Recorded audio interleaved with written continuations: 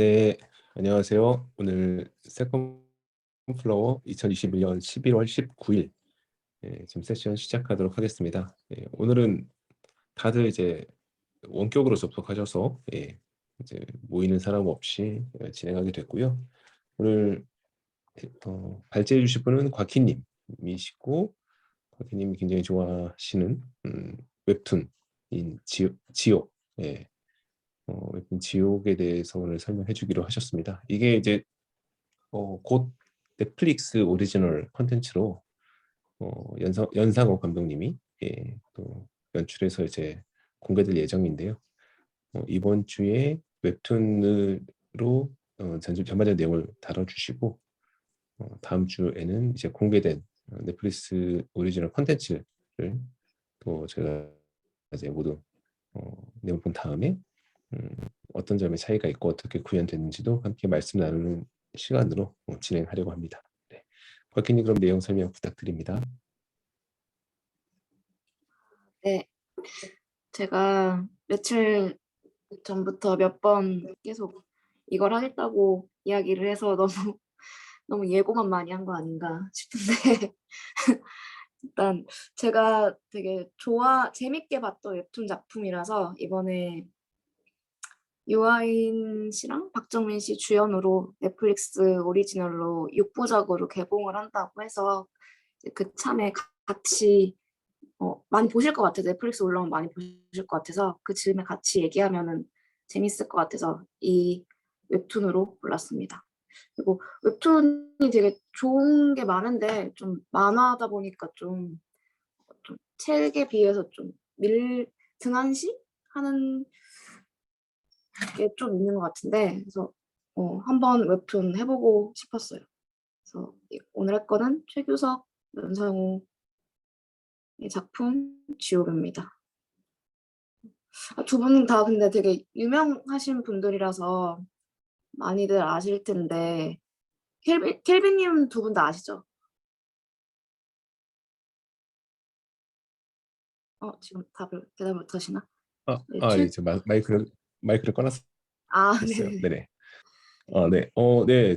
저는 실물은 처음 뵀네요. 네, 그리고 지금 최규성님이 웹툰 작가이신 거죠? 네네, 왼쪽에 음, 계신 분이 이제 팔짱 끼고 있는 분이 최규석 작가인데 이제 네. 송곳이 제일 유명한 작품이죠. 송곳 쓰신 분이군요. 네네. 전 그것도 네. 되게 재밌게 봤거든요, 네. 웹툰을. 제가 그래서 웹툰 거의 안 봤는데 송곳은 네. 봤어요. 그걸 어떠셨어요? 그 굉장히 깜짝 놀랄 만큼 재밌었고, 이 그쵸. 소재를 이렇게 만화로 다룰 수 있다는 거에 되게 놀라웠던 기억이 있습니다. 거의 그 전에 이끼나 아니면 네네네. 미생 같은 걸 봤을 때만큼 되게 느낌이 강하게 왔었어요. 그리고 물론 연성 감독님은 그 돼지의 왕 그리고 뭐 부산행 좀 사이비? 굵직한 작품들 봤고, 예, 그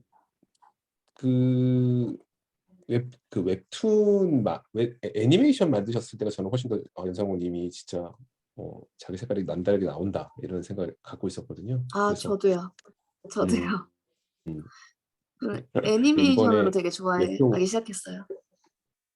예 맞아요. 예. 근데 이번에 웹툰을 원작으로 한 또 실사 영화를 찍으신다고 하니까 또 기대를 굉장히 높게 가지고 있습니다. 두 분이 근데 대학교 때부터 친구였다고 하더라고요. 그래서 그 애니메이션들의 원안을 최규석 작가가 많이 그려줬대요. 그 돼지의 왕 사이비 이런 것도 그렇고 서울역도 그렇고. 그래서 그걸 알고 보니까 그 그림들의 약간 그 송곳의 그림체들이 있더라고요. 그래서 이번 책도 지옥도 보면은 그 송곳 주인공들의 얼굴이 되게 많이 그 날카로운 얼굴, 좀 우울한 얼굴 그런 게 많이 보여요. 그래서 두 분 다 보면은 좀 별로 뭐랄까 디스토피아적인 그런 세계관을 갖고 계신 분들인 것 같다라는 생각이 들더라고요. 그래서 옛날부터 서로한테 영향도 많이 받았고 또 친했다라고 많이 하더라고요. 그래서 이번 작품은 지옥은 이제 그림은 최규석 작가가 그리셨고 이제 내용 스토리는 연상호 감독이 하고 이제 그 넷플릭스 드라마도 두 분이 같이 했다고 하는데 아마 제가 어디서 본 바로는 이 원작 작가와 감독이 이제 넷플릭스 작품까지 같이 한 거는 처음이라고 하더라고요. 되게 원래는 원작이 있고 그걸 드라마나 영화로 만들면 그 원작의 맛을 잘 살리지 못해서 원작을 좋아했던 사람은 아쉬운 경우가 되게 많잖아요.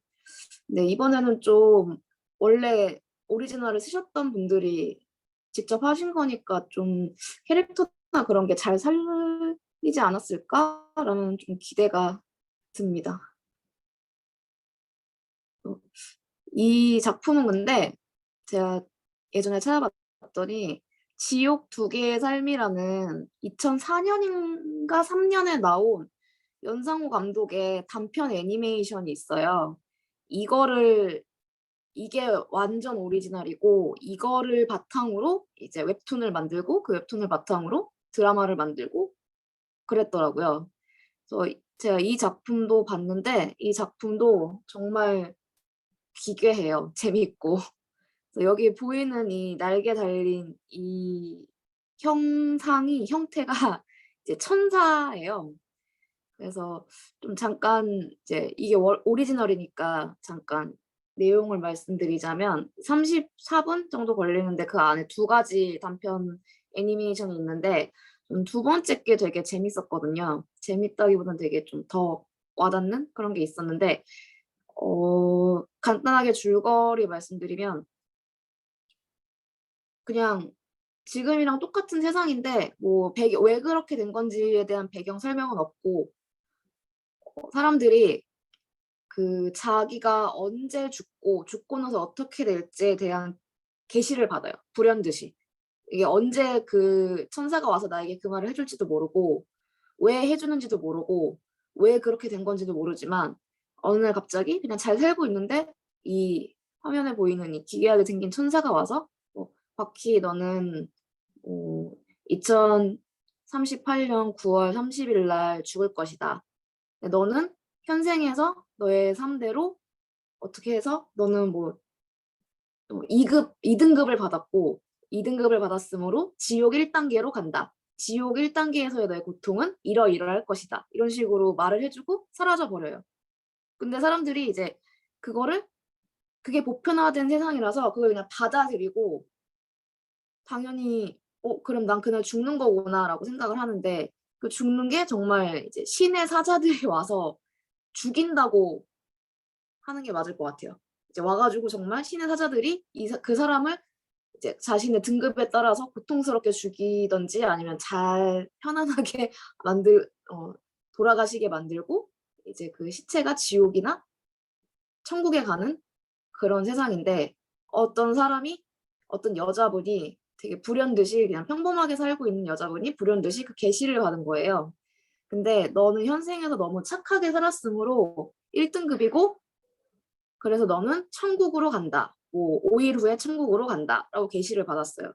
근데 이게 천국이긴 한데 어차피 죽는 거니까 이 사람이 주변 정리를 하는데 천국이라서 그나마 너 천국에 가서 다행이다 라고 말하는 사람도 있고 어쨌든 넌 죽는 거잖아. 죽으면 어떡해. 같이 도망가자 라고 하는 사람도 있고 이제 그 와중에 그 여자가 처음에는 그래도 나 착하게 살아서 나 천국 가네 라고 편안하게 생각하다가 근데 나 그래도 죽는 거네. 내가 왜 죽지? 라는 고민을 하면서 계속 이제 갈팡질팡하고 왔다 갔다 하고 그러는 내용을 담은 애니메이션이에요. 그래서 제가 이 애니메이션을 보고 이제 뭐 인터넷에서 글들 찾아보다가 어떤 사람이 후기를 남겼는데 인간은 천국이든 지옥이든 두렵기는 매한가지다라는 제목으로 블로그에 글을 썼더라고요.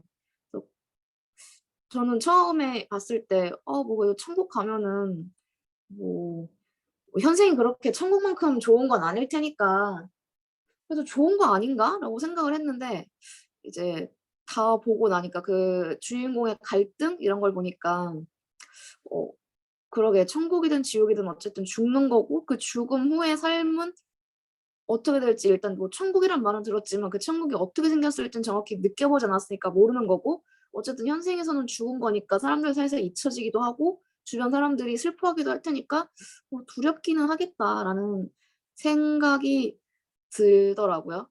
그래서 저는 오늘 근데 아이고 켈빈님이랑 민성님 두 분밖에 안 계셔서 좀 아쉽긴 한데 좀 여쭤보고 싶었어요.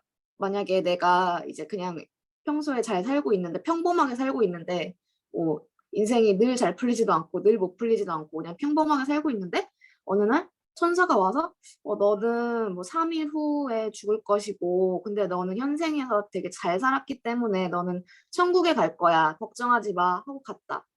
근데 만약에 이거를 받아들이지 않고 도망을 갔다 잡히면 그 등급이 점점 떨어져요. 그래서 천국에 가려던 사람이 만약에 도망을 가게 되면은 도망을 같이 가자고 얘기한 사람과 같이 만약에 나중에 잡히면 지옥 1급, 도망갔다가 또 잡히면 지옥 2급 이런 식으로 점점 떨어지거든요. 근데 그렇다면 나중에 잡혀서 지옥으로 떨어질지 모른다는 리스크를 감수하고서라도 도망을 가서 현생에 살고 싶을지 아니면 그냥 그래도 천국이니까 뭐 잘 된 일이지 하고서 그냥 죽음을 받아들일 건지 그게 되게 궁금했는데 혹시 대답이 가능하신 분 계신가요? 저는 그냥 천국에 갈 것 같아요. 왜요? 도망 다니기가 너무 피곤해서요? 네, 그게 첫 번째고 뭐 이게 뭔가 나아질 게 별로 없을 것 같은 느낌? 음, 거기서 그 여자가 이제 그 남자친구한테 그 소식을 전하는데 남자친구가 음, 나는 너를 못 보낸다. 이렇게 죽는 게 음, 어딨냐. 우리 같이 도망가자. 이 얘기를 해요. 어, 근데 이 여자가 만약에 그거에 응해서 같이 도망을 갔다가 나중에 잡히면 이 남자도 같이 그 즉시 지옥으로 떨어지는 거예요. 음, 너는 이제 신의 계시를 어기게 옆에서 종용한 사람이다 해가지고 그래서 이 여자가 도망을 갈까 하다가 근데 내가 도망을 가면 내가 뭐 남자친구 때문에 도망을 간 거기 때문에 걔도 같이 지옥에 가겠지 잡히면 그럼 가지 말까? 하지만 그래도 나 남자친구랑 더 행복하게 살고 싶은 걸 이게 여기서 되게 계속 갈등을 하더라고요. 음, 그리고 또 엄마는 그렇게 말하세요. 그러니까 그래도 결국 천국에 가는 거니까 뭐 잘된 일이지. 뭐 너무 슬프지만 잘된 일이라고 엄마는 치겠다라고 하는데 이 딸이 나중에 되게 그걸 서운해 하더라고요. 어떻게 엄마는 내가 죽는다는데 천국 가서 잘됐다는 말만 할 수 있느냐 이러면서 되게 서운해 하더라고요. 그래서 그걸 보면서 되게 약간 좀 이러지도 저러지도 못하는 딜레마 좀 그런 게 느껴졌어요. 저도 그냥 천국 간다고 하면은 당연히 가지라고 생각을 했는데 또 막상 그 날짜 그 시간이 되면은 좀 무서울 것 같기도 하고 도망가는 사람이 이해가 되기도 한다라는 생각도 나중에 다 보니까 들긴 하더라고요. 혹시 켈빈님도 답변 가능하십니까?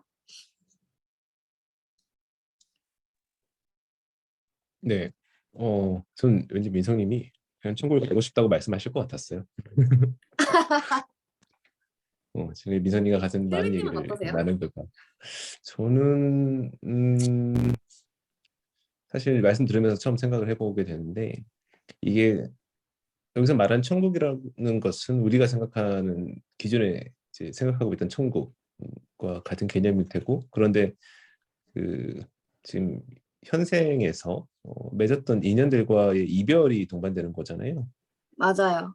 그렇죠. 예, 그래서 가족들 그리고 뭐 연인들 사이에 이제 헤어짐이 있는 거고 그러니까 그거는 똑같이 유지되는 거라고 보여요. 나중에 내가 우리 천국 네네네. 가 있을 테니까 내가 이제 사랑하는 사람들이 천국에 오면 우리는 그때 다시 만날 수 있어. 사실 이런 것도 제가 볼 때는 뭐 보장되지 않은 것 같고 그쵸.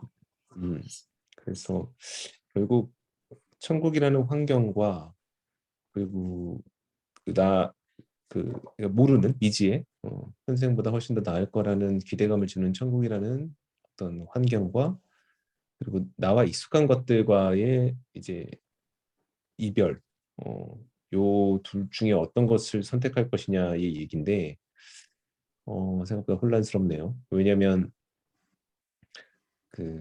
이런 생각을 하고 있어요. 그러니까 내가 천국이라고 하는 곳이 나에게 긍정적으로 다가오려면 나에게 이제 그 내가 생각할 때 이제 긍정적인 것들, 내가 좋아하는 것들 그런 것들이 있어야 이제 좋을 텐데 사실 지금의 상황에서는 내가 좋다고 생각하는 것들은 내가 이제 갖고 싶으나 갖지 못한 것들 혹은 맺고 싶으나 맺지 못한 인연들 이런 것들은 사실은 막상 그걸 가졌을 때 내가 정말 행복한가? 라는 질문에 이제 물음표가 항상 붙잖아요. 지난 시간에 맞아요. 예, 지난 시간에 제가 이제 뭐 타인의 추방이나 아니면 피로사이나 여러 가지 이야기들을 나누면서 사실은 갖고자 하는 욕망 자체가 실현됐을 때 기대치에 못 미치는 경우가 많고 그런 욕망이 어떻게 보면 헛된 것, 또 외부로부터 주입된 것 그런 것일 수도 있다. 이런 얘기를 이미 저는 머릿속에 담고 있기 때문에 그렇다면 이미 제가 느끼는 갖지 못한 긍정성보다는 이미 이제 가지고 있는 긍정성 어떤 그런 것들이 결국 저의 행복을 구성하는 되게 필수 요소가 될 것이다. 그런데 그 필수 요소와는 반드시 이별해야 한다. 네. 반드시 그 관계가 끊어져야 한다. 그게 여기서 말하는 천국이다. 혼란스럽네요. 근데 이 과연 천국에 네, 가는 이것을 받아들이지 않는다면 나는 평생 도망 다녀야 돼요. 그쵸.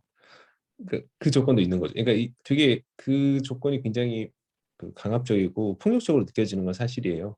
어느 순간 그쵸. 갑자기 예, 어떤 선택이 이게 없는 거죠. 예, 그러니까 그 천사는 질문을 받지는 않고 그냥 신의 명령이라고 해야 될까? 그거를 전달만 하고 사라지는 거고.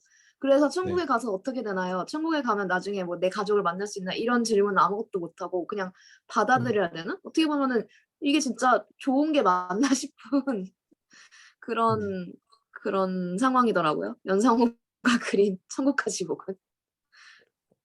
그래서 뭐 제 사실 되게 답은 좀 네, 네. 정리하면 이런 것 같아요.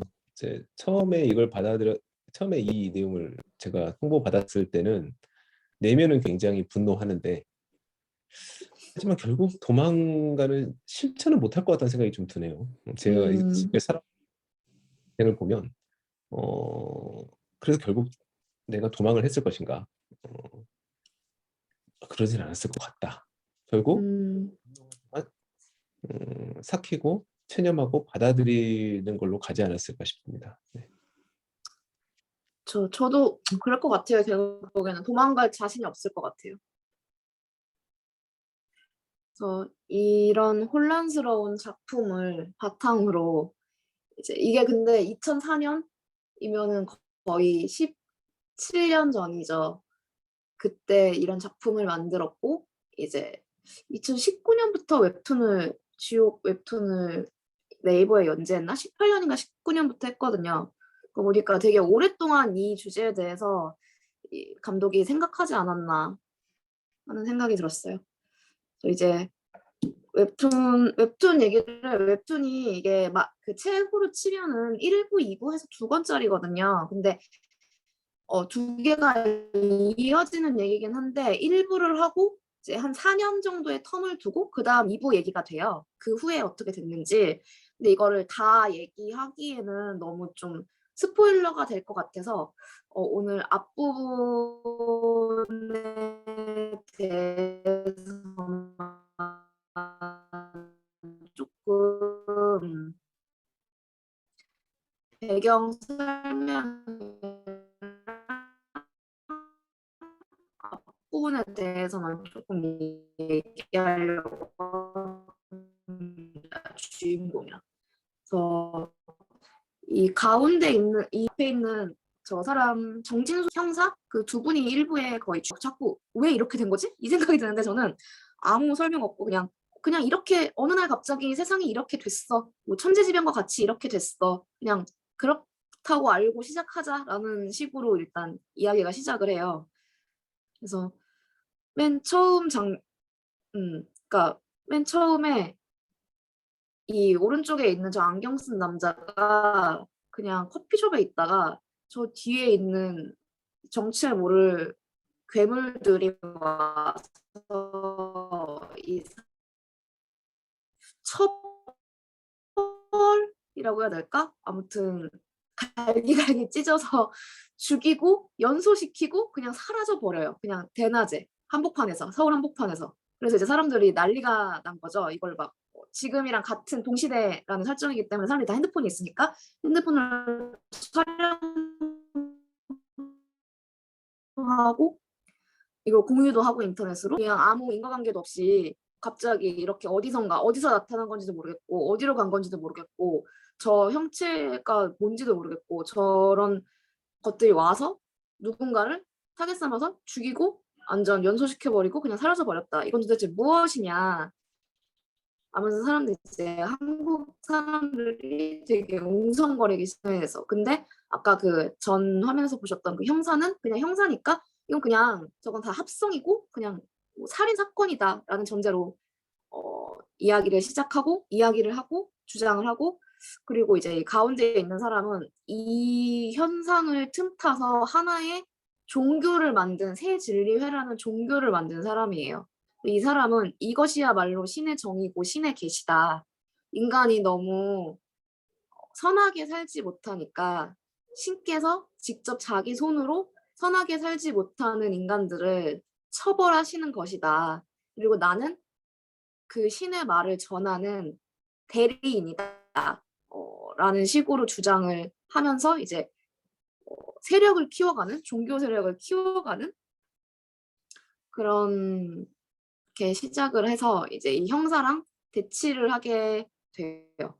근데 이 형사는 이거는 다 그냥 뭐랄까 좀 합성일 뿐이고 그냥 정말 살인자가 있을 것이야라고 생각을 하고 있고 또 옆에 저 인디언 추장 같은 복장을 한 저 사람은 이 틈을 타서 이제 굉장히 나쁜 짓들을 저지르면서 이게 바로 신의 뜻이다라고 그러니까 사람들을 그러니까 집단 린치를 가하면서 이 사람이 사실은 이런 나쁜 짓을 했기 때문에 우리는 신의 명령을 받아서 대신 이 사람들을 벌하는 것이다 라면서 되게 그런 자신들의 폭력적인 성향을 정당화하고 이 새 진리회에서 우리를 약간 좀 조직적으로 키우는 거다 이런 식으로 주장을 하는 그런 입장의 화살촉이라는 이름으로 활동을 하는 단체의 수장 같은 사람이에요. 그래서 이 오른쪽에 있는 저 사건을 처음으로 시작해서 사람들이 되게 다들 도대체 이게 뭐지? 하고 웅성거리고 있는데 어느 날 한 여자가 또 신의 계시를 받는 거예요. 그래서 우연히 그 신의 계시를 받는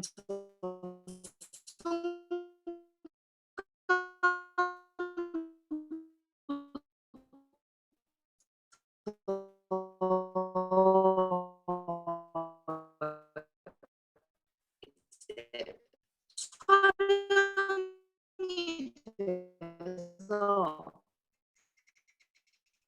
이게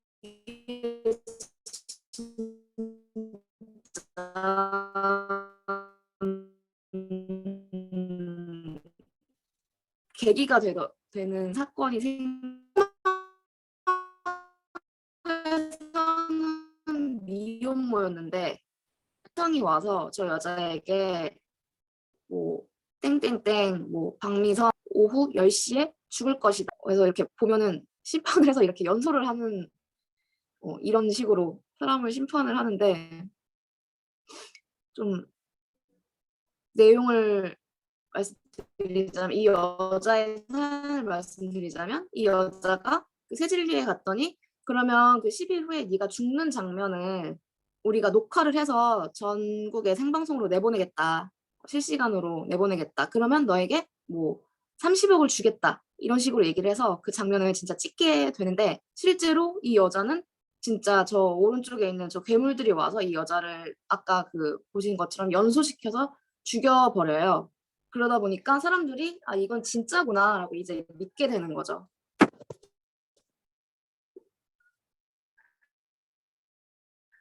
그러면서 이 형사가 남기는 말이 있는데 그 세젤리의 의장이라는 사람한테 남기는 말이 있는데 저는 이 말이 되게 좀 그러게라는 생각이 들었거든요. 뜯겨 죽을까 봐 그러니까 이렇게 하는 거는 신께서 선하게 살라고 경고를 자꾸 하시는 거다. 인간이 선하게 살면은 아무 일 없이 잘 살 수 있다. 그렇게 선하게 살면 되지 뭐가 문제야? 라고 그 사람은 말하는데 이제 형사는 뜯겨 죽을까 봐 그러니까 벌을 받을까 봐 무서워서 선하게 사는 걸 그걸 과연 정의라고 할 수 있겠느냐?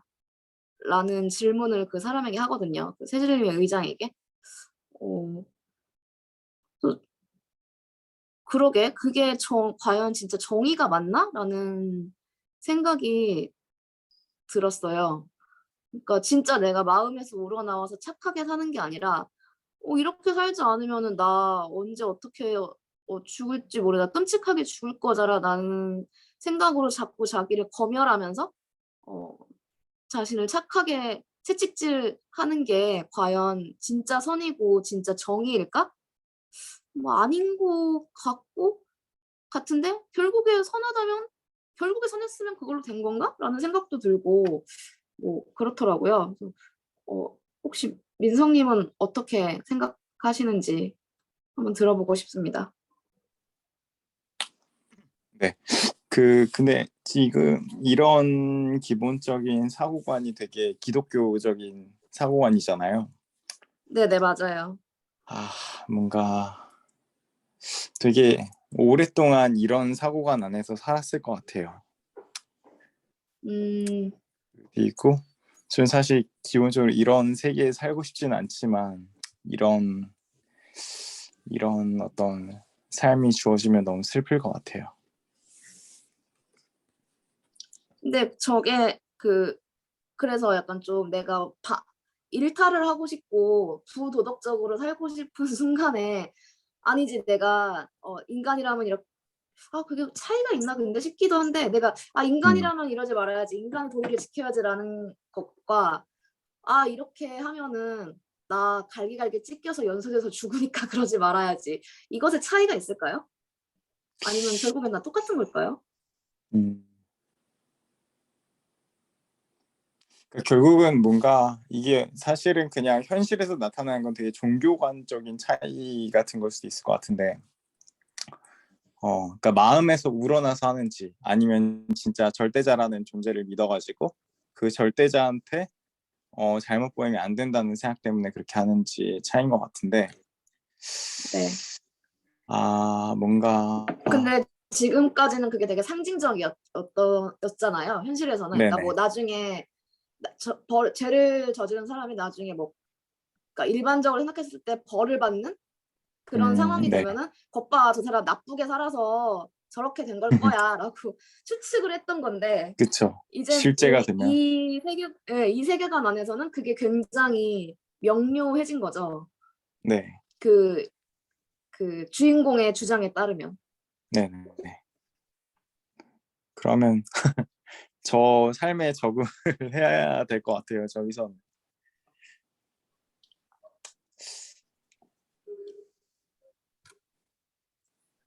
그래서 이 사람은 그래서 이렇게 대답을 해요. 저 말에 음. 공포가 아니면 인간을 참회하게 만드는 게 도대체 뭐가 있냐. 공포만이 인간을 참회하게 한다. 그렇기 때문에 신은 이 방법을 택한 것이다. 라고 말을 해요.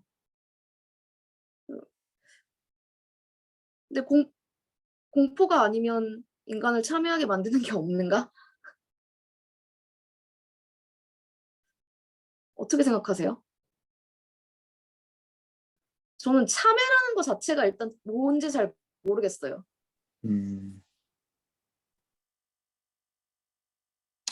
근데 결국은 저는 사실은 되게 기본적인 사고가 뭐라 그래야지?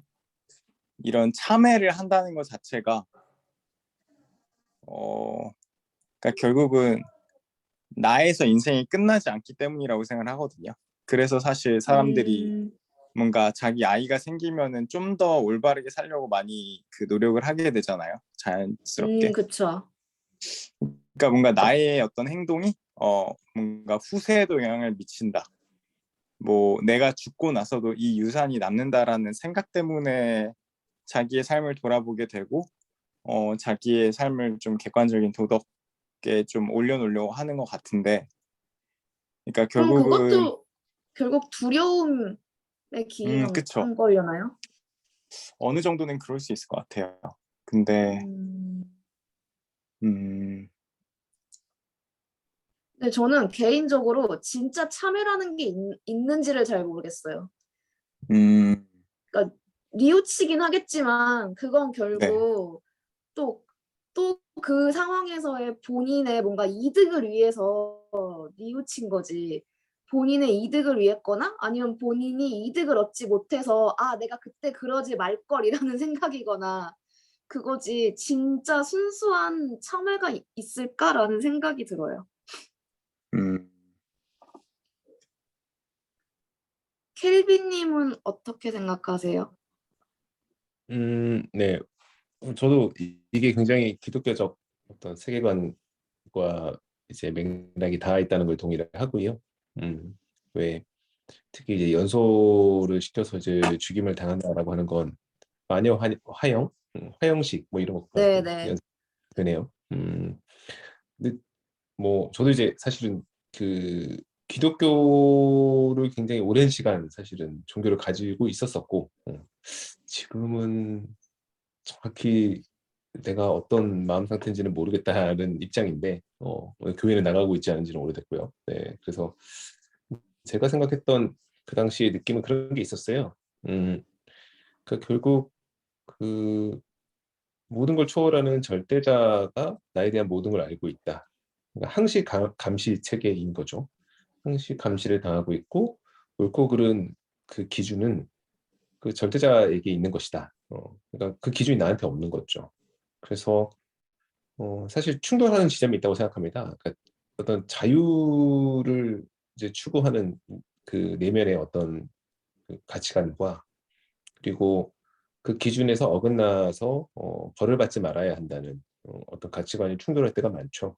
그걸 계속해서 스스로가 내 자유의 의지로 만들어낸 어떤 것들이 실제 그 기준에서 어긋났을 때, 그럴 때는 벌을 받는 것이고, 그 기준은 안으로 다시 들어오는 어떤 결심, 그게 참회가 아닌가 이런 생각이 있어요. 근데 저는 이 작가가 지금 이 메시지에 자기 생각을 담았다고 생각하는데, 그러니까 실제 인간은 그 개별적으로 보면은 저는 자유를 추구한다고 생각을 합니다. 누구나 자유롭고 싶죠. 그 진정한 자유를 음, 위해서 고민도 하고. 근데 인간이 사회를 이루게 되면 이 개별적으로 모두가 자유를 추구하는 것들이 충돌을 일으킨다고 생각해요. 그래서 각자가 자기만의 자유를 추구를 하게 되면 사실은 그게 이제 서로 충돌을 일으키고 그로 인해서 이제 그 고통의 총량이 커진다.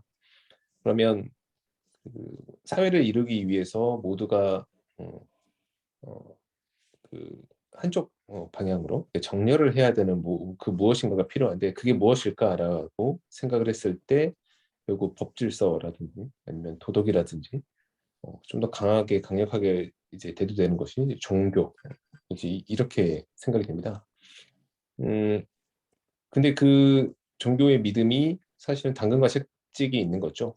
천국이 당근일 거고 지옥이 채찍일 텐데 지금 여기 이 웹툰에서는 이제 그 채찍에 해당하는 그러니까 지옥의 어, 실제 눈에 보이는 현상으로 나타나면서 이제 강한 질문을 던지고 있다고 생각하는데 그게 되게 아이러니라고 저는 생각을 해요. 어, 그러니까 인간이 내면적으로 그 바라는 어떤 그 목표점인 자유라고 통칭되는 그것과 그리고 이 사회 전체가 어, 큰 어떤 그 고통 양을 줄이면서 어우러지게 살 수 있도록 만드는 어떤 원칙, 규칙 그 사이에 되게 사실은 갈등하기 마련이고 어느 한쪽 방향이 중요하게 여겨졌다가 또 반대쪽 방향으로 또 치우치고 하는 것들이 저는 역사적으로 반복되고 있다라고 생각을 하거든요. 가장 역사적으로 이제 발달을 한 시기가 뭐 현재라고 한다면 과거를 다 이어붙였을 때 가장 최근이 현재니까 현재를 바라보면 사실 뭐 코로나라고 하는 어떤 절대적인 어떤 그 위기 앞에 사실 모든 사람들이 자신의 자유를 제한하고 억압하고 있는 걸 받아들이고 있잖아요. 그래서 반드시 한쪽 방향으로만 발전하는 건 아니다. 자유를 확대시키고 다양성을 증진하는 방향으로 가는 것만은 아니다라고 생각하고 있고 어, 그 대부분의 사람들, 그 대다수의 사람들을 일치단결하게 어떤 하나의 형태로 몰고 가기 위해서는 저는 사실 이 작가의 말에 동의하는 바가 있습니다. 그러니까 선한 어떤 목표나 아니면 어떤 그것이 이제 옳기 때문에 설명을 통해서 이제 교화시키거나 그런 걸로는 전체를 끌고 가는데 한계가 있는 거라고 저는 생각을 해요. 거기에 영향을 받는 사람도 있겠지만 그래서 결국 대중 다수를 인간 다수를 한쪽 방향으로 끌고 갈 수 있는 것은 공포와 욕망이 아닐까라는 생각을 하거든요. 그래서 정확히 욕망을 자극을 하든가 모두가 일확천금을 벌 수 있는 부자가 될 수 있어라고 하는 뭐 뉴타운의 환영이라든지 아니면 지금의 코인이 그런 역할을 하고 있는 것 같고 지금 한국에서 이제 부동산이 또 그런 역할을 하고 있죠. 그 욕망을 통해서 사람들을 끌고 가든가 아니면은 굉장한 공포를 가지고 사람들을 끌고 가든가 지금의 코로나 공포가 있고 그다음에 그 북한으로 대변되는 이제 전쟁의 공포가 있고 그러니까 결국 그런 것들이 사실은 그 긍정이냐 부정이냐를 갖고 나누면은 사실 욕망이나 공포는 긍정의 영역은 아니죠. 하지만 다수를 끌고 가는 확실한 힘을 발휘하고 있고 그걸 계속해서 지금 반복적으로 형태만 바꿔가면서 쓰고 있다. 그런 현실 속에 우리가 살고 있다. 그런 생각이 듭니다. 네, 생각해보니까 인간의 욕망을 적나라하게 건드린 작품이 오징어 게임이고 인간의 공포를 가장 적나라하게 자극한 게 이 작품 아닌가 싶네요.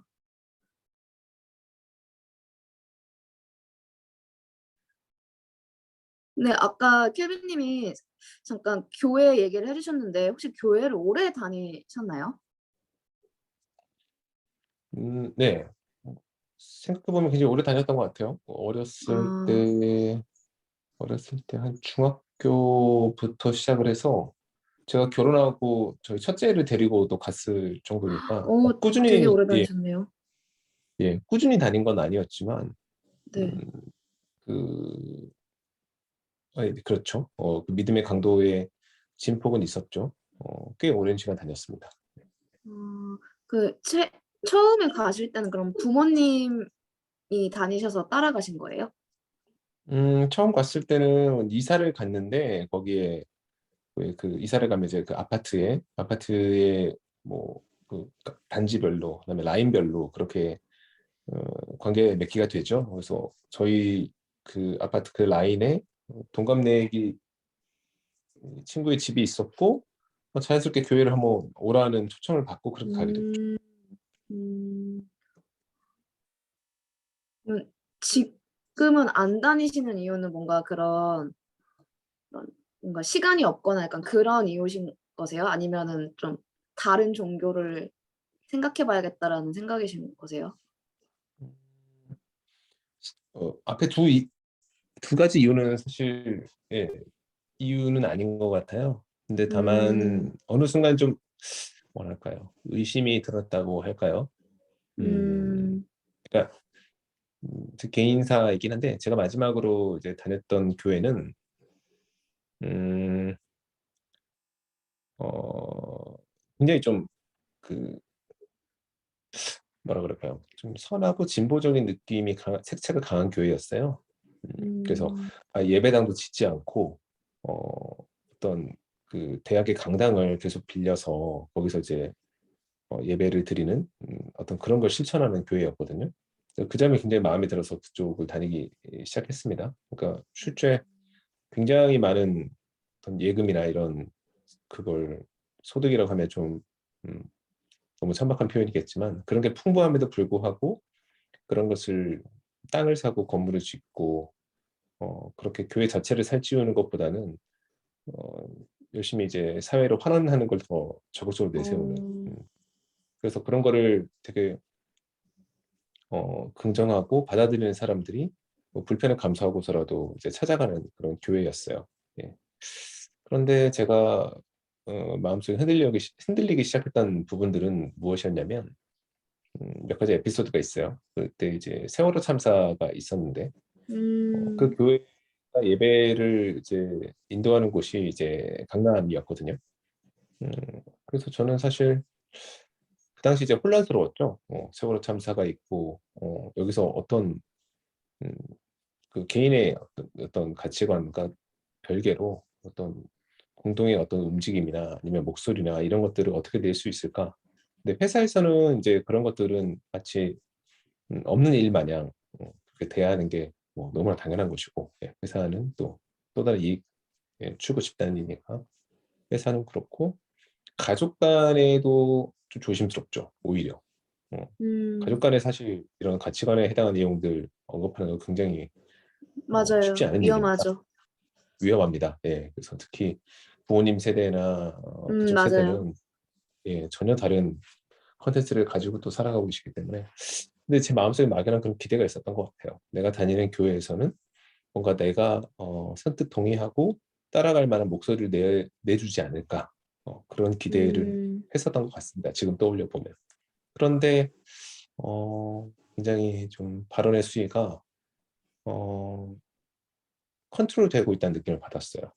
음, 아, 그게 뭐 회사나 뭐 이런 것처럼 노골적이지 아니었지만 그리고 그쪽에 언급을 하면서 몇 마디의 이야기가 오고 갔지만 구체적인 행동까지는 나오지 않았고 그 컨트롤되고 있는 느낌, 조절되고 있는 느낌을 받았고 그 당시에 제가 느끼기에는 그 조절되고 있는 이유가 이 교회에 오는 굉장히 많은 사람들 중에서는 사실은 정부의 고위 관리직들도 있을 것 같고 예, 그 위치가 또 강남이고 하다 보니까 여기에 있는 신도들의 눈치를 보고 있는 거 아닌가?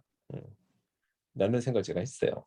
그래서 내가 과연 여기를 계속 다니는 의미가 있을까? 결국 신도들의 눈치를 보는 어떤 그 목사가 전달하는 메시지를 내가 그걸 진리라고 믿을 수 있을까? 거기서 이제 흔들리기 시작하니까 이제 하나의 종교에 제가 좀 생각이나 아니면 몸이 또 갇혀 있는 것도 굉장히 좀 뚜렷하게 느껴졌고 그래서 조금씩 나가지 않게 됐던 것 같아요. 혹시 민성님도 종교 가져보신 적 있으세요? 저는 사실 되게 대학교 때 종교를 가지려고 많이 노력을 했었는데 저는 되게 대학교 때 진짜 제일 친하게 지냈던 군대 갔다 오고 나서 그 친구가 목사거든요. 지금도. 아, 그러니까 결국은 이제 네네. 대학교 졸업하고 나서 신학대를 가서 그래서 이제 교회에서 활동을 했는데 이 친구가 되게 씁쓸한 얘기인데 그러니까 처음에 이제 그 목회를 할 때 그냥 정말 대형 교회 그 목사로 이제 처음에 부임을 했었대요. 네. 근데 이제 부임을 하고 나서 좀 뭐 지내다 보니까 이 뭐라 그래야 되지? 그 친구는 뭐 저랑도 친하게 지낼 수 있었던 이유가 굉장히 어떻게 보면은 뭐 그러니까 지금 이제 기독교계에서 많이 강조하는 그런 약간 기복적인 것들 그런 것들에 되게 반감을 많이 갖고 있었거든요. 네. 그래서 뭐 예를 들면 그런 거예요. 천국이라는 거는 사실은 뭐 마음의 어떤 평안이라든가 그 뭔가 이제 그런 거를 얘기하는 거지 막 그 이제 보통 이제 교회에서 많이 얘기하는 뭐 금으로 뭐 칠해져 있고 뭐 무슨 뭐 정말 아, 어찌 보면 약간 주지응림을 할 수 있는 그런 공간이 아니다. 뭐 이런 이제 주장을 하다가 지금 잘렸어요. 예, 아, 이런 식으로 잘렸어요? 하니까 교회에서도 잘릴 예, 수 있어요? 그냥 어, 갑자기 나가라고 한다고 하더라고요. 아, 이제 우리와 뜻이 맞지 않으니까 예, 그만하자고. 근데 이 뭔가 이 사람들을 유치하기 위해서 이제 교회들도 굉장히 오랫동안 경험이 쌓였잖아요. 네네. 그러다 보니까 이제 매뉴얼을 준대요. 처음에 약간 아, 신입사원처럼 교육을 시켜가지고 이런 OT 같은 질문이 거예요? 나오면 이렇게 온보딩? 대답을 해라. 예, OT를 해서 그 굉장히 그 교회만의 표준화된 그 매뉴얼이 있고 아, 실적을 관리한대요. 가치관이 다들 모든 목사님이 네, 비슷하셔야 하니까. 네. 그리고 정말 이 뭔가 신도 모집 인원수 막 이런 거를 실적처럼 체크해가지고 우와. 리다라면 약간 갈구고 막 이런 게 있다고 하더라고요. 아, 예. 그래서 그건 또 몰랐네요. 예. 그래서 이제 결국은 그런 갈등을 겪다가 이 진짜 슬픈 결론인데 그 뭔가 이제 독립교회 같은 거를 하다가 도저히 이게 네네. 생활이 안 되는 거예요. 아, 예. 그래서 늦게 구급 공무원이 돼서 어머. 예. 주말에만 목회를 하고 있어요. 약간 주말에는 목회자시고 평일에는 이제 네, 공무원 업무를 네, 보시고. 네, 네, 투잡 같은 개념으로. 네. 되게 슬픈. 네. 음, 그러니까 켈빈님 말씀하셨는데 그 친구 생각이 계속 나더라고요. 근데 동광님이신 것 같다. 네.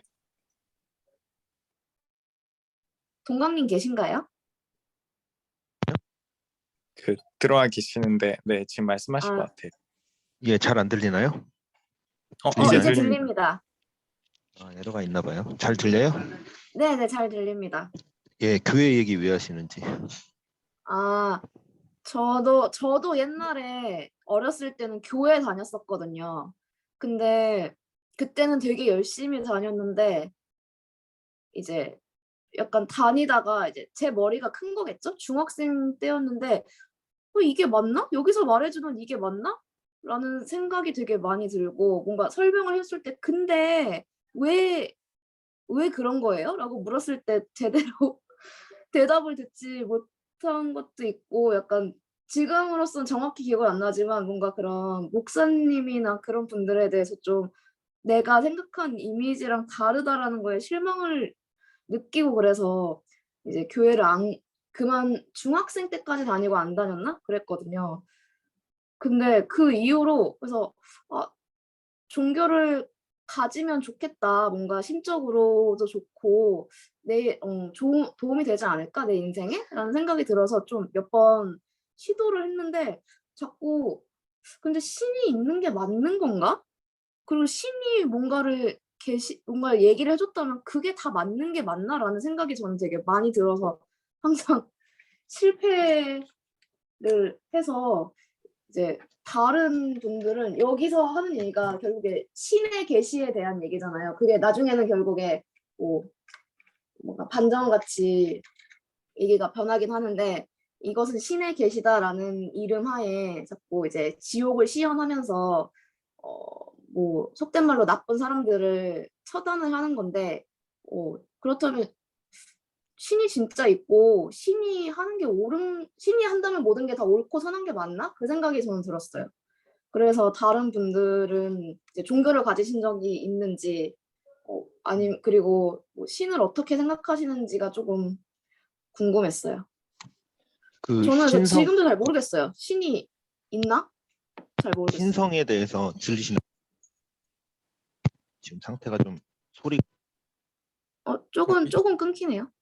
들려요? 지금 잘 들려요? 네, 들려요. 그 신성에 대해서 지금 얘기를 하는 건데 상당히 어려운 얘기고 신성은 사람마다 평가가 다 달라요. 그래서 답이라고 얘기할 수 있는 게 없는데 한 가지는 얘기할 수 있는데 신성은 각자가 그러니까 각자가 생각하는 신성이 다르고 그건 뭐냐면 신 또한 스스로가 만들어냈다라고 볼 수 있다는 거거든요. 그러니까 각자가 만들어낸 신이 따로 있는 거죠. 다 달라요. 네. 그런데 이제 대신 이제 객관적인 측면에서 봤을 때 신에 대해서 얘기해 볼 수 있는 한 부분이 하나 있는데 뭐냐면 신이 인간의 생활에 개입을 하면 그건 신이 아니에요. 오류가 발생해요.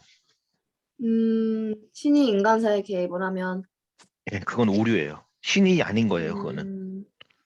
그것을 생각하면 사이비나 뭐 이런 것들이 진실이 좀 이해가 될 수 있죠.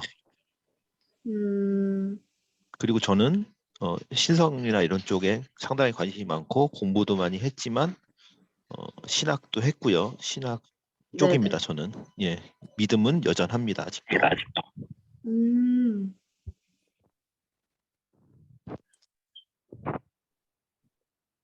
그러면 저는 그니까 뭐랄까 그 목사님이 해주시는 말이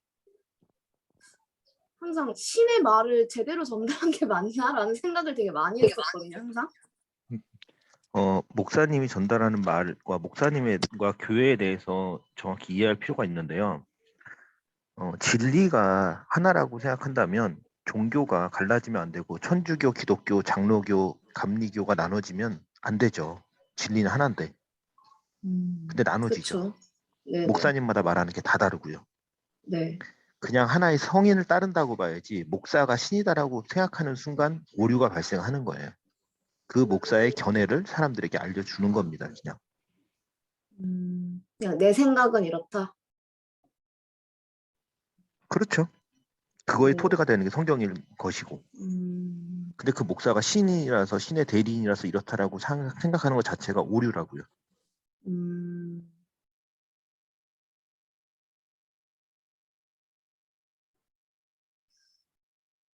전 너무 어려운 것 같아요.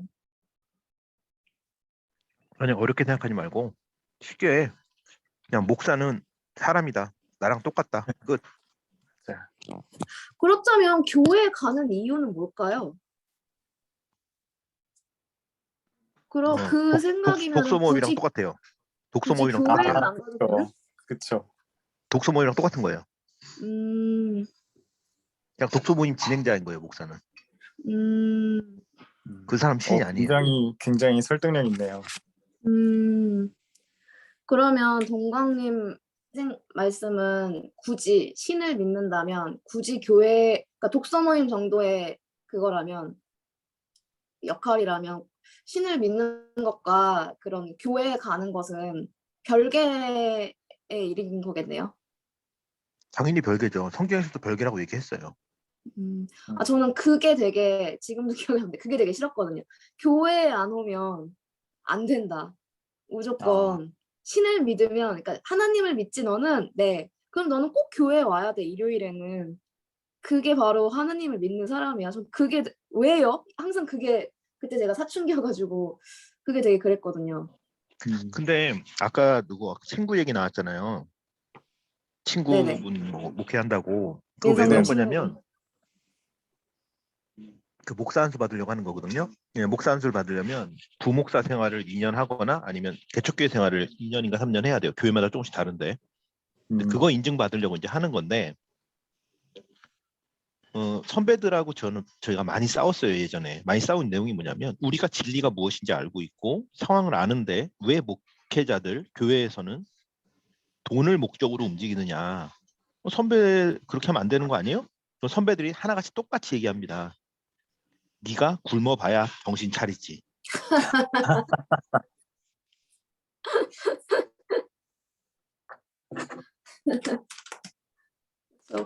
굶는 건 안 되죠.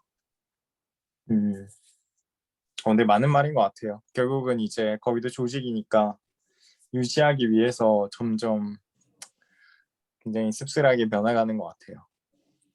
근데 저는 사실은 사실 개신교 말고 굉장히 천주교에 그러니까 성당을 군대 있을 때는 계속 다녔었는데, 그러니까 사실 뭔가 천주교에 대해서 조금 더 뭔가 신뢰가 갔던 거는 뭔가 좀 더 검증된 책이잖아요. 되게 약간 관료제 조직 같이 운영이 되고 그런 점에서 좀 더 뭔가 더 올바른 방식으로 운영되지 않을까? 그리고 신부님들은 가만히 있어도는 아니지만 월급이 나오니까 그런 의미에서 좀 더 자유로울 수 있다라고 생각을 했었어요.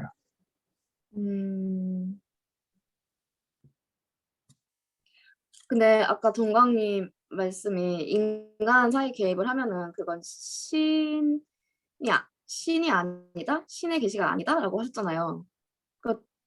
그렇다면 이 이 웹툰의 세계관 안에서는 이제 이런 초자연적인 일이 발생하면서 이게 인간이 해석을 하지 못하니까 아 이거는 신이 벌을 주는 것이다 라고 사람들이 결국에는 받아들이고 그래서 그게 바로 신의 뜻이다라고 해서 그 뜻을 가지고 살거든요. 모든 사람들이 이제 그러면은 만약에 이게 현실이라고 하면은 동강님은 이거는 인간사에 정말 확실히 개입을 한 거니까 좀 다르게 생각하시겠네요. 아니 지금 얘기한 게 뭐 천재지변이 나타난다거나 뭐 지진 뭐 이런 것들이 신의 개입이 아니냐라는 개념을 얘기하신 거잖아요. 그죠? 그쵸. 이거를 천재지변이라고 본다면 네, 그렇죠. 그러니까 지옥에 가고 천국에 가고 이런 것도 신의 개입이라고 보는 거거든요. 신이 만들었다고 보는 거잖아요. 네네. 그게 사실 이럴 때 욕을 한마디 해줘야 되는 거예요. 그게 왜냐하면 그건 신을 부정하는 거예요. 동시에 음, 내가 신인데 뭐하러 천국을 만들고 지옥을 만들고 사람을 갖고 놀아요? 할 일이 더럽게 없는 거죠. 음, 신이라면서. 그거 할 일이 없으니까 그런 짓 하는 거예요. 인간의 아, 개념에서 바라보는 그, 신인 거죠. 그게 신이라면, 음, 신이면 얼마든지 완전체를 만들 수 있고요.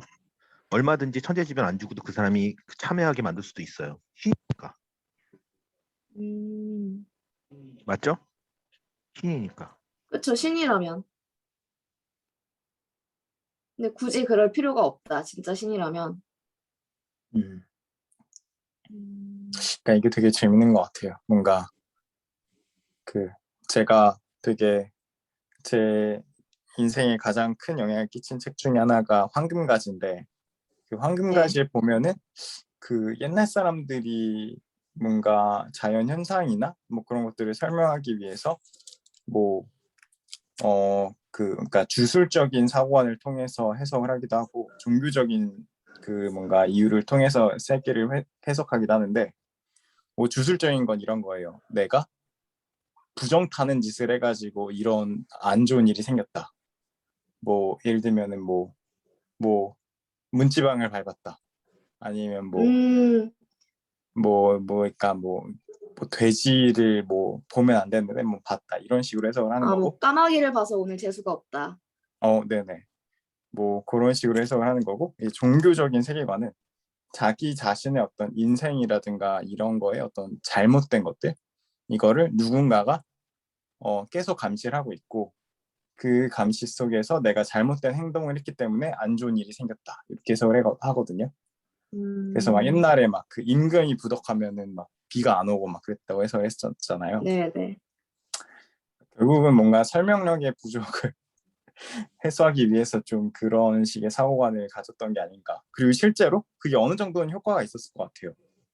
그 뭐 부모가 음, 잘못하면은 뭐 자식한테 영향이 간다라고 했을 때 실제로 뭐 건강에 안 좋은 행동을 한다든가 아니면 뭐 생활 습관을 가지고 있으면 그게 실제로 자식한테 영향이 갈 거고, 음, 그리고 주술적인 사고관도 그러니까 뭐 약간 감염을 유발할 수 있는 거를 만지면은 실제로 영향이 가잖아요. 그래갖고 그런 게 이제 그 계속 지금까지도 전승돼 왔던 게 아닐까라는 생각을 하는데, 어 그래서 결국은 이런 식의 어떤 해석 과정이 지금도 유산을 남겨서 지옥이라는 걸 우리가 만들어서 상상하고 있는 게 아닌가라는 생각을 해요. 음. 그리고 그걸 잘 캐치해서 해석을 해서 의미를 붙이고 그게 잘 되면 사이비 종교 같은 게 되는 거겠죠. 그럴 것 같아요. 일단 하나 중요한 거 또 하나 잡고 들어갈게요. 사입이라는 개념은 없습니다. 음, 음, 각자의 교리가 있을 뿐. 어, 모든 교회가 사입이에요. 모든 교회가 사입입니다. 음, 근데 지금 말씀하신 게 어느 정도는 일리가 있을 것 같은 게, 그러니까 결국은 뭔가 처음에 그 성경이라는 텍스트를 정하는 과정도 그렇고, 그러니까 교회의 어떤 문서를 번역하는 과정에서도 그렇고, 결국은 뭔가 공의회 같은 데서 그냥 공인을 한 거잖아요.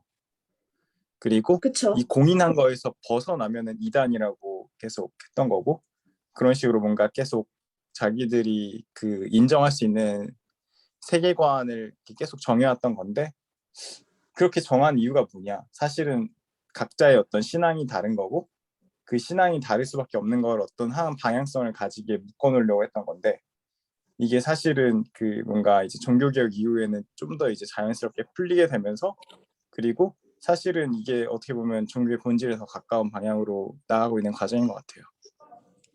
음, 어, 아까 니케아 회의 공회라고 했는데 니케아 회의고요. 그 로마에서 있었던 회의고 그 회의는 뭐냐면 그 태양신과 그 기독교의 그 신이 충돌을 해서 로마에서 아우구스티누스인가 걔가 그 황제가 하나를 통일해라 니네 협의해 해가지고 했던 게 뭐냐면 기독교로 가자 단 모든 교리는 태양신의 교리를 따른다라고 해서 지금 기독교가 만들어진 거예요.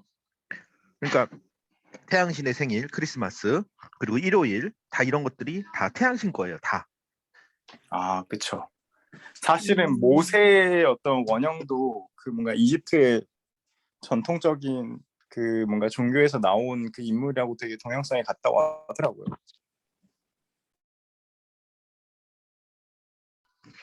근데 하나 더 나가서 그 우리나라에서 가장 큰 전 세계에서 가장 큰 교회가 여의도 순복음교회예요. 전 세계 가장 크거든요.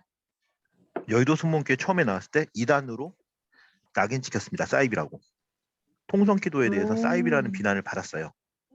근데 교세가 너무 커지니까 역전이 된 거예요. 너무 커지니까. 그럼 그냥 다 각자의 교리를 가지고 서로가 서로를 사입이라고 부를 수 있는데 그중 가장 세력이 큰 곳이 그냥 공식적인 곳이 되는 거네요. 빙고. 바로 그거예요. 그쵸. 정해진 거 없어요. 세력의 문제인 거고. 맞는 말 같아요. 맞아요. 우리가 부르는 사이비들은 사실 세력이 작고 미미하니까 그렇게 사이비 취급을 당하는 거지.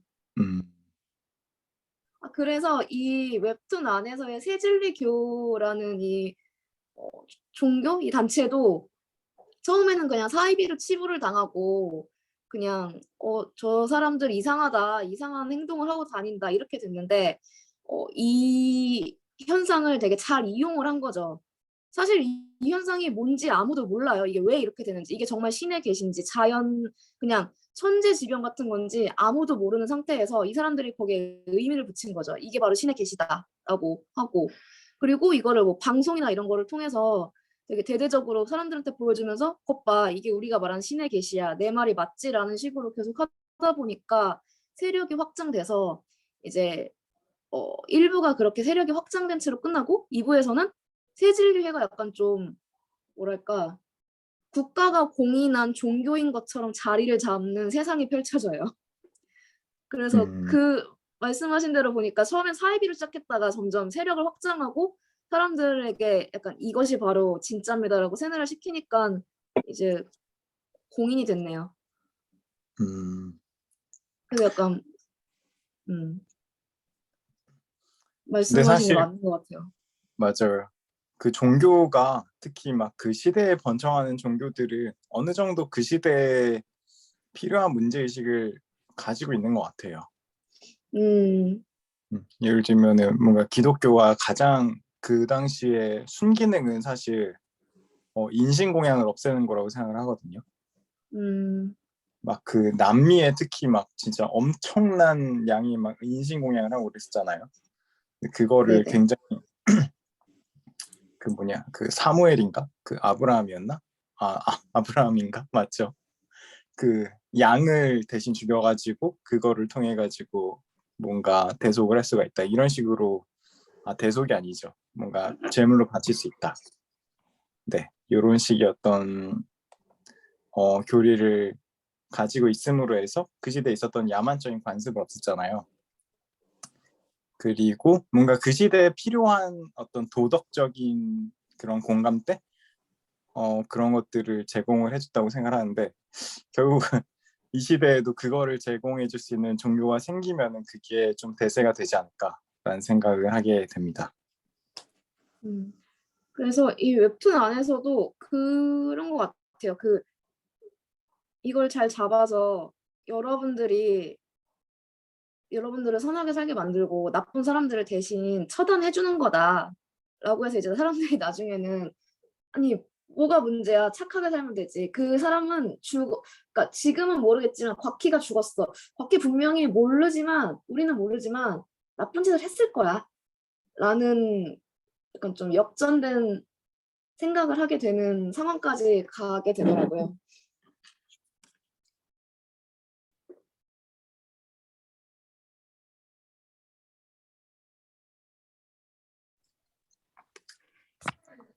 일단은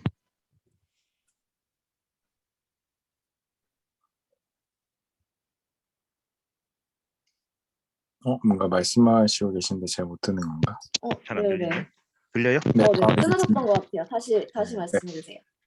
일단 선과 악이라는 개념 자체가 사실은 인간이 만들어낸 규범이고 그 신의 개념으로 보면 선과 악이 없는 게 정상이고 다 질서 안에 있기 때문에 아까도 얘기했지만 신이 존재한다면 이건 질서고 흐름이고 그렇기 때문에 선악이 존재한다는 것 자체가 사실 종교성의 오류인데 그럼에도 인간이 거기에 빠져드는 이유는 인간이 아직 무지하기 때문에 그리고 그거를 체험하지 못했기 때문에 이런 것들이 있거든요. 사실은 종교라는 게 사실은 불필요하죠. 어떤 면에서는. 근데 아직은 우리가 부족하니까 종교라는 것에 기대는 거고 우리가 그냥 스스로 내가 너무 모르는 게 많은데 모르는 상태로 두기가 너무 불안해서 그쵸, 겁이 나는 뭔가 거죠. 의미를 두려고 그중 하나로 종교를 만든 걸까요? 그렇게 봐야죠. 그리고 또 하나는 통치 이념, 통치하기 위해서. 맞아요. 그 두 개가 어우러진 거예요. 인간의 두려움과 그 지배자의 통치, 이 두 개가 어우러져서 종교가 만들어진 거지. 실제 신이라는 개념하고는 너무 동떨어져.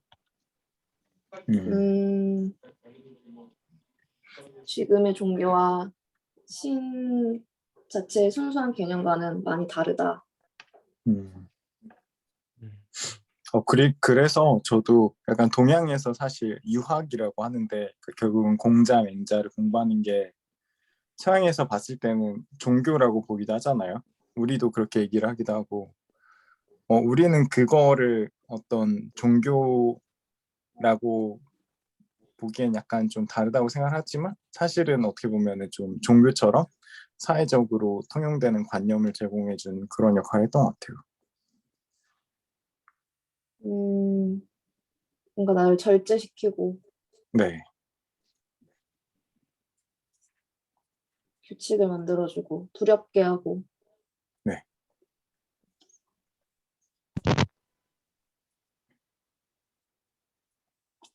켈빈님 혹시 켈빈님 말씀하세요. 네. 네네. 지금 제 동강님 말씀 주신 거를 이제 대입해 보면은 제가 느꼈던 어떤 그 불만, 뭐 종교에 대한 불만들이 선명해지는 것 같아요. 그러니까 제가 종교를 보면은 사실 공포와 욕망 두 가지를 가지고 끌고 간다라고 말씀을 제가 언급을 했었는데, 그렇죠. 그러니까 그게 진정한 어떤 신성, 신의 존재하고는 좀 동떨어져 있다라고 이제 막연히 이제 생각을 했었고 말씀 들어보니까 맞는 것 같습니다. 사실은 모르겠어요. 이 작품이 그 하나의 세계관을 만들고 이제 1부가 끝나고 2부로 넘어갈 때는 새진리교라는 걸 중심으로 또 이제 펼쳐진다고 하니까 그쪽 이야기를 직접적으로 다루겠구나라는 생각이 드는데요. 계속해서 제가 이제 거부감을 갖는 부분은 그것인 것 같아요. 이제 그러니까 당장 밥을 굶게 생겼을 때 나오는 어떤 인간적인 반론인 것도 알겠으나 어떤 신의 진리라고 하는 것을 공포를 부채질하거나 욕망을 부채질해서 사람들 그쪽으로 끌고 가려고 하는 것이 결국은 원래 신성에도 맞지 않는 부분이고 그게 계속 거슬리는 거죠. 제 입장에서는. 그런 부분들을 또 걷어내고 제거하고 사실 어떤 신적인 어떤 신성에 대해서 받아들이려면은 또 깊은 그 스스로의 노력과 공부가 필요할 거고요. 저는 어쨌든 이 작품에서 그러니까 이 작품은 천국보다는 지옥에 방점을 둔 거죠. 제목도 지옥이니까. 그리고 인간을 공포를 통해서 한쪽으로 끌고 가는 것에 대한 어떤 옳고 그름에 대한 얘기를 지금까지 나눈 것 같은데, 저는 옳진 않다고 생각을 합니다. 그 화두에 대해서 공포를 통해서 인간의 행동을 규정하는 것은 옳지는 않다. 다만 이제 효율적일 수는 있다. 왜냐하면 결국 인간이 가는 근원적인 모든 그 공포는 내 자신에 대한 공포나 아니면 나와 다른 이제 나를 제외한 어떤 뭐 타인이라고 할까요? 타인에 대한 공포 이렇게 전 나눠줄 수 있다라고 생각하는데, 그 타인의 공포에 있어서는 결국 저 사람이 나를 어떻게 할지 모른다. 결국 내 주변의 다수가 내가 소중히 여기는 것들을 어찌할지 모른다. 그런 것들이 보장되지 않는다. 여기에서 온다고 생각합니다. 근데 그런 것들을 단순히 뭐 공권력이나 법을 통해서 통제하는 것 이상에, 왜냐면 그런 것들은 다 사건이 발생한 이후에나 조치되는 것이니까 사전에 예방할 수 있는 것이 무엇이 있을까? 그러면 이제 상대방에게 그 타인, 여기서 타인은 나 자신이겠죠. 내가 이제 소중히 여기는 이들이고 그들에게 위해를 가했을 때 더 큰 어떤 처벌을 받을 수 있다. 그런 것들이 어떤 사회적 규약으로 단단히 묶여 있으면 사실 거기서 오는 또 안도감과 평안이 있거든요. 하지만 그렇다고 해서 그것이 그 방식을 통해서 재갈을 물리고 행동을 제약하는 것. 그러니까 결과적으로 어떤 폭력이나 아니면 사건을 방비한 건 있겠지만 사실 그 인간 내면에 있는 어떤 그 폭력성이나 아니면 파괴성, 그리고 그 영원히 사라지지 않을 어떤 그 위험성 같은 거는 계속 존재하는 거기 때문에 옳다고는 말하고 싶지 않아요. 그게 단지 효용성이 좋기 때문에 계속해서 그 방식을 택해왔고, 그것이 지금도 이어지고 있고, 그리고 저는 이 작품이 지금에 와서 또 저한테 주는 어떤 느낌은 약간 파놉티콘처럼 느껴지는 부분도 있어요. 그러니까 중세 시대에는 절대 신이라는 존재가 모든 걸 다 알고 있고 지켜보고 있어라는 한마디로 이제 통용이 됐는데, 이제 시대가 바뀌면서 그런 것들을 이제 사람들이 믿지 않게 됐죠. 근데 다시 그걸 믿게끔 저는 되어가고 있다고 생각합니다. 그게 이제 과학기술이 발달한 것이죠. 나에 대한 모든 것들이 나보다 인터넷이 더 많이 알고 있고, 곳곳에 감시 카메라가 설치되어 있고, 어디서 내가 어떻게 내 모습이 지금 기록으로 남았는지, 데이터로 남았는지, 또 그 방대한 데이터를 뭐 이제는 과학기술을 통해서 그게 빅데이터가 됐든 아니면 머신러닝이 됐든 결국 언젠가는 내가 한 행동에 대해서 그것이 증거가 돼서 나에게 다시 돌아올 수 있다. 그게 이제 이성적으로 믿어지는 시대가 됐다고 생각해요. 그러다 보니까 그런 체계 안에서는 나는 끊임없이 내 자신을 이제 감시당한다는 감각을 가지고 살아야 하고, 그 감시되고 있음의 선을 넘어섰을 때 아까 이제 그 이미지로 보여주셨던 것처럼 평온하게 내가 카페에 앉아 있는데 갑자기 들이닥칠 수 있는 거죠. 저는 그 모습이 내가 카페에서 인터넷을 보고 있는데 내 SNS 계정을 보고 있는데 막 악성 댓글이 달린 것처럼 느껴졌거든요. 그렇게 볼 수도 있겠다. 만약 내가 SNS를 굉장히 열심히 하고 거기에 의미를 두고 있는 사람인데 당신이 과거에 이런 얘기를 쓰지 않았냐, 지금과 충돌되는 게 아니냐, 당신이 몇 년 몇 월 며칠에 어디 가서 이런 행동을 했던 게 이게 버젓이 자료에 남아 있는데 그런 위선적인 말을 하느냐라는 식으로 다 공개적으로 만약에 그런 댓글이 달렸다. 그걸 봤을 때 느낌은 정말 지옥의 사자들이 나 자신을 이제 쫓아 들어와서 정말 찍고 연소하는 기분이 들 것 같아요. 그 정도 충격이 오지 않을까. 근데 만화에서는 그게 어떤 초현실적, 초자연적으로 보여졌지만 지금 제가 생각하는 이런 걸로 바꿔 생각해 보면 충분히 현실에 있을 수 있는 일이고, 결국 이 작품이 지금에 와서 사람들에게 회자될 수 있는 어떤 그 근간, 그리고 이 작가가 그려낸 세계관이 사람들에게 현실과는 동떨어지지만 또 현실에 반영했다라고 받아들여질 수 있는 부분들이 이런 점이 있지 않을까도 생각해 봤어요. 멋진 동찰이요. 나요?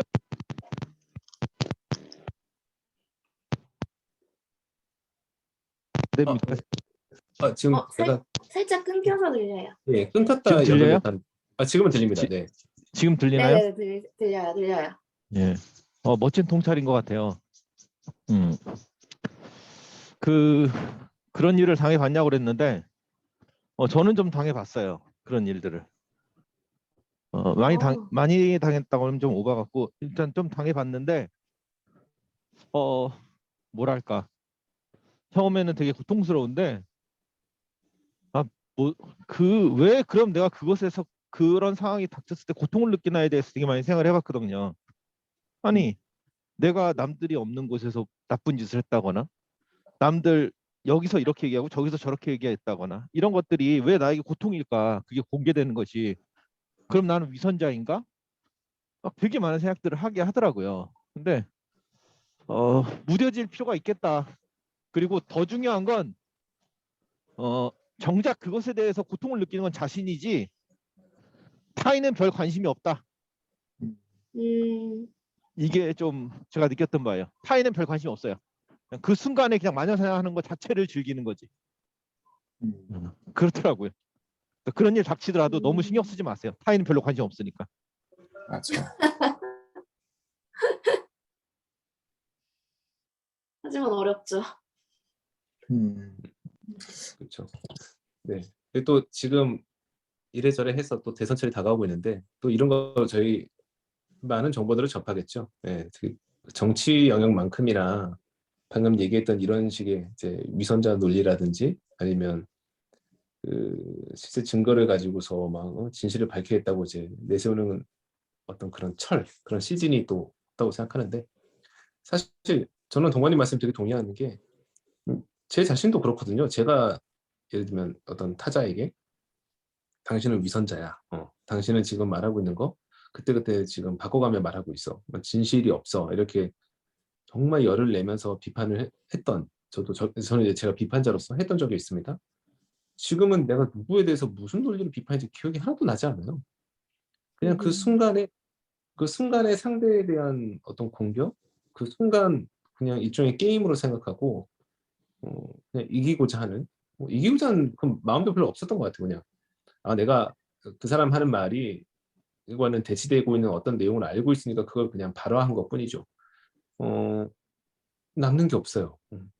별로 제 기억에 남지 않습니다. 이렇게 남지 않은 것을 가지고 그렇게 제가 열을 냈다는 것도 되게 이상하고 그렇게 열을 냈음에도 불구하고 남지 않았다는 건 굉장히 얄팍한 것이었고 하지만 뭐 상대는 모르겠어요. 제가 그렇게 이제 비난을 했던 사람들은 정치적으로나 아니 사회적으로나 큰 힘을 가지고 있으니까 그런 것들은 별 신경 쓰지 않는 내공이 있을지도 모르죠. 하지만 저희가 종종 뉴스에서나 아니면 뭐 영화에서나 이렇게 보는 것처럼 그 공격을 당하는 자가 굉장히 약한 경우들이 있어요.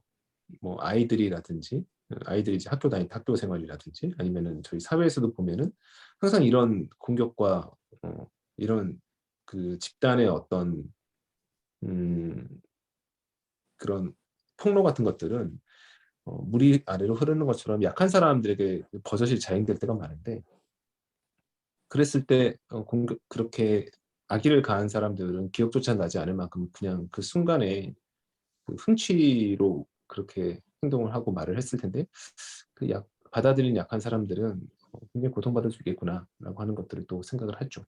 네.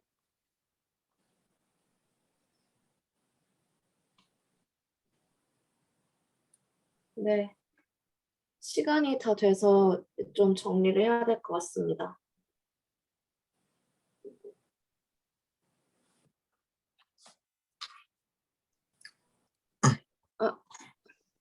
네. 가키님이 오늘 좀 첫 시간 발제해 주셨던 거 좀 전체적으로 좀 정리를 한번 해주시고 나면은 저희 이제 클로징하면 되겠습니다.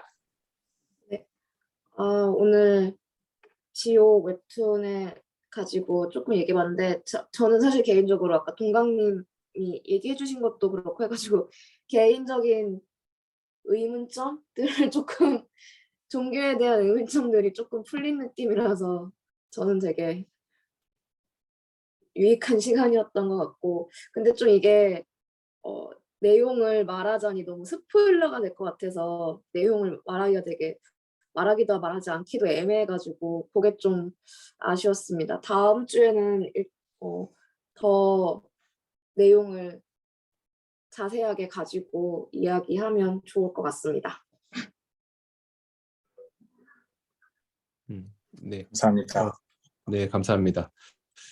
사실 곽희님이 이 작품 다루겠다고 말씀해 주신 걸 제가 한 2주 전에 들었나요, 처음에? 예, 그리고 이번에 좀 부탁을 드려서 저도 좀 깊이 얘기해 보고 싶어서 발제해 주셨는데 훌륭하게 해주셔서 너무 감사드리고요.